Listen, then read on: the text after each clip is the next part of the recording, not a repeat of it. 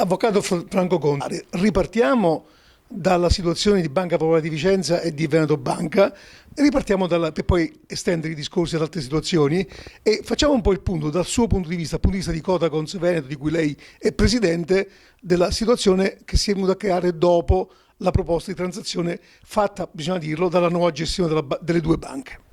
Beh, sin dall'inizio, anche nelle assemblee, ho preso la parola per sottolineare come il nuovo socio era un'opportunità e non un fatto negativo. E tra l'altro il nuovo socio è riuscito a segnare quella discontinuità con le precedenti gestioni, sia di Zonin sia di Consoli, che la gente aspettava. L'anno che è passato dall'uscita di Zonin all'arrivo del nuovo socio è stato un anno faticoso, intermedio, confuso, grigio e diciamo un anno perduto.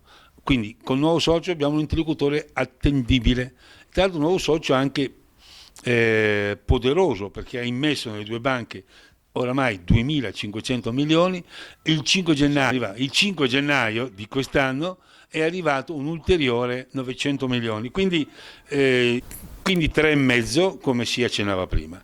È un fatto importante perché se non ci fossero quei soldi, oggi non saremmo qui a interrogarci se è buona la proposta, se recupereremo i nostri risparmi traditi, quando tempo ci vorrà per recuperare questi nostri risparmi. Quindi l'interlocutore è un fatto positivo, non regaliamocelo contro.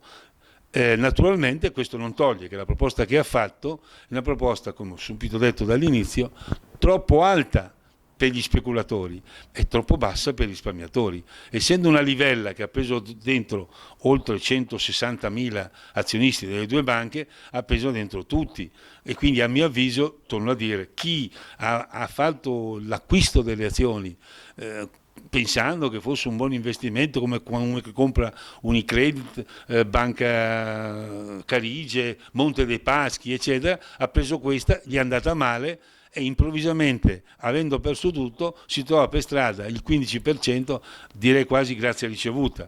Ma diverso è il discorso per i risparmiatori. Il risparmiatore sta Ecco, il risparmiatore ingannato, Cotacons cosa consiglia di fare? Beh, intanto consiglio sempre di fare primo di aspettare l'esito di questa vicenda, perché questa vicenda potrebbe essere, a mio avviso è opportuno che vada quantomeno in porto, perché la banca per poter avere un futuro di crescita sul territorio, e questo per noi è un valore, perché siamo consumatori sia a tutela degli azionisti ma sia a tutela anche dei cittadini del territorio, quindi è positivo che la banca abbia un futuro, quindi deve aspettare a mio avviso l'esito di questa proposta e dopo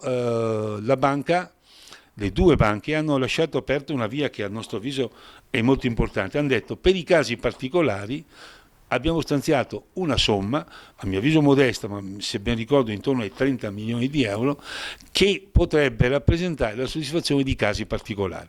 Ebbene, su questi casi particolari noi abbiamo avuto incontri con i vertici delle due banche per valutare il perimetro, l'ampiezza di questi casi particolari e secondo me sotto questo profilo dovrebbero trovare cittadinanza le questioni di risparmiatori anziani, malati, con particolari stati di bisogno, con particolari connessioni nelle modalità con quali sono state acquistate queste azioni.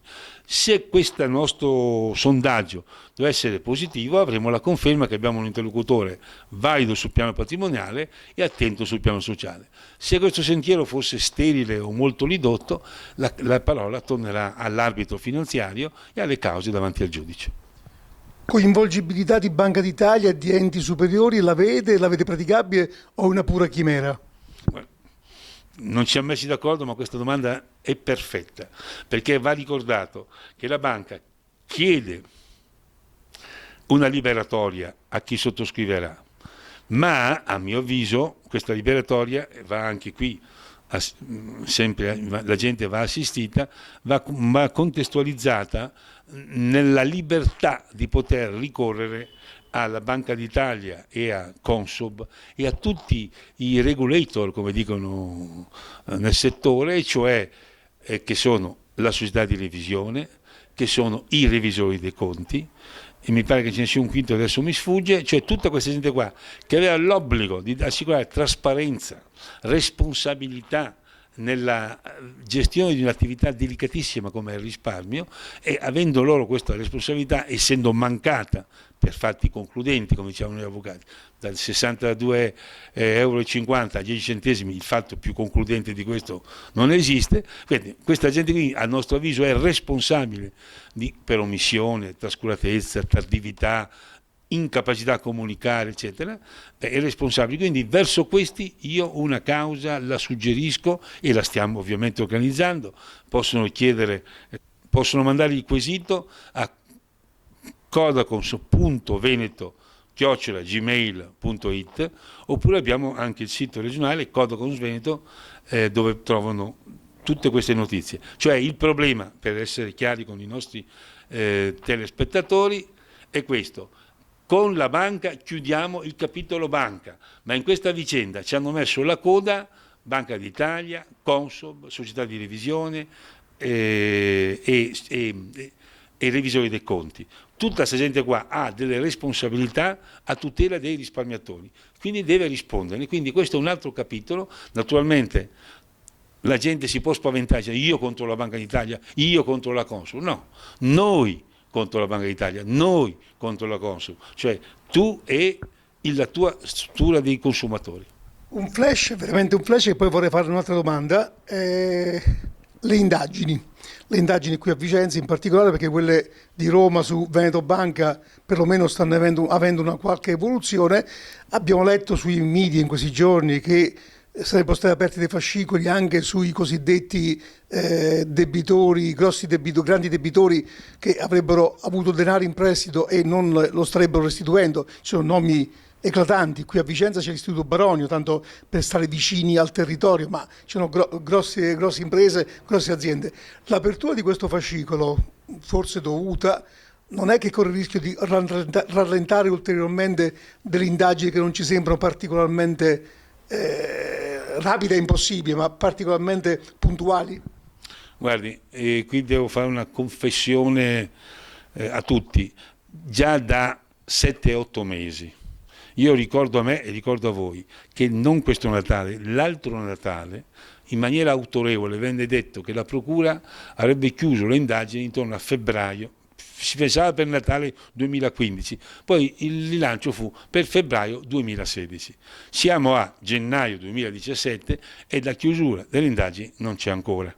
È evidente che l'amore di lavoro è enorme, porto sempre rispetto, però ci pentiamo, ecco questo sì, di non aver esercitato le prerogative di chiedere l'assunzione a livello della Corte d'appello regionale, la Corte d'appello competente, che è quella di Venezia, perché dia, non in polemica, ma perché dia con la sua disponibilità di organici una spinta per accelerare, perché il problema non è tanto della magistratura, il problema è che le istituzioni non stanno una in piedi e l'altra crolla, cioè se è in crisi la politica tutte le istituzioni ne soffrono, quindi bisogna ricostruire credibilità delle istituzioni a partire dalla magistratura. La magistratura la gente la percepisce come un luogo, un porto delle nebbie. Noi gli spieghiamo che non è così, spieghiamo che c'è tanta fatica, che c'è tanta competenza, però alla gente non si può.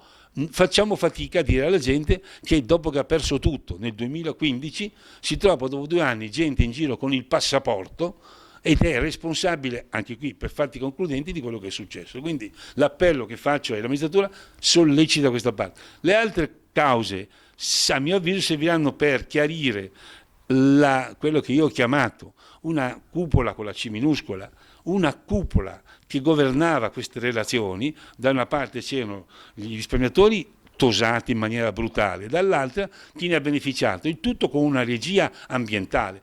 Deve saltare questo tappo, perché sennò il futuro di queste banche potrà forse essere rimesso in moto, ma al rischio di avere una nuova cupola. Noi siamo stufi di cupole, vogliamo una democrazia anche in economia partecipata, trasparente e responsabile. Quello che dovevi sapere sulla Banca Popolare di Vicenza, Vicenza Più lo ha scritto, da sempre. Acquista subito il libro Vicenza, la città sbancata su Amazon, nelle migliori librerie ed edicole o presso la nostra redazione in Viale Milano 31. libro. A soli 12 euro la seconda edizione arricchita di consigli su come recuperare soldi e tranquillità, disponibile anche come ebook. Per altre informazioni vai sul sito vicenzapiù.com o telefona allo 0444 142 99 15. Con Vicenza Più nessuno ti sbanca più. Se leggi Vicenza, la città sbancata.